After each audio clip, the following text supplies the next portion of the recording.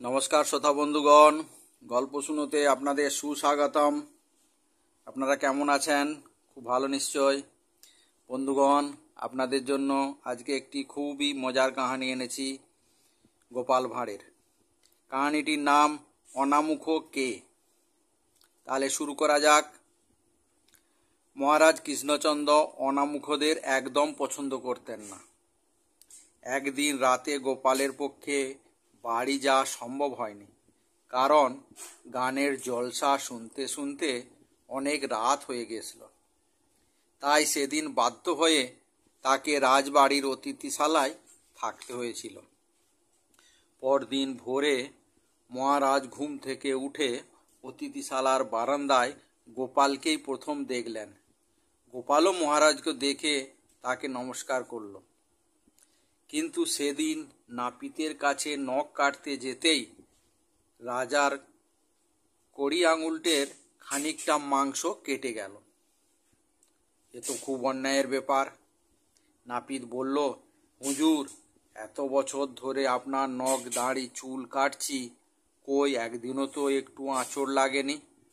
আজ নিশ্চয় আপনি কোনো অনামুখর মুখ দেখেছেন, তাই এই রকম হলো।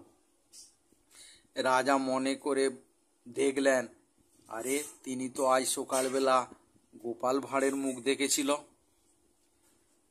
রাজাদের খেয়ালই আলাদা। তিনি তক্ষুনি রক্ষীকে পাঠিয়ে গোপাল ভাঁড়কে তলব করে ডেকে আনলেন আর বলল গোপাল ভাঁড়কে, তোমার মতো অনামুখো বেঁচে থাকলে বহু লোকের সর্বনাশ ঘটবে, তাই আমি তোমার মৃত্যুদণ্ড দিলাম। গোপাল ভাঁড় জিজ্ঞাসা করলে, রাজামশাই কেন?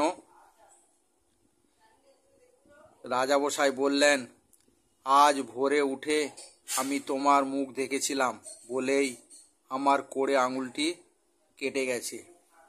গোপাল মৃত্যুদণ্ডের আদেশ শুনে কিছুমাত্র বিচলিত না হয়ে বলল, হুজুর, অনামুখদের চরম দণ্ড দিয়ে ভালোই করেছেন, কিন্তু মহারাজ, ঘুম থেকে শোবার আগে আপনি আমার মুখ দেখেছেন বললেন তো?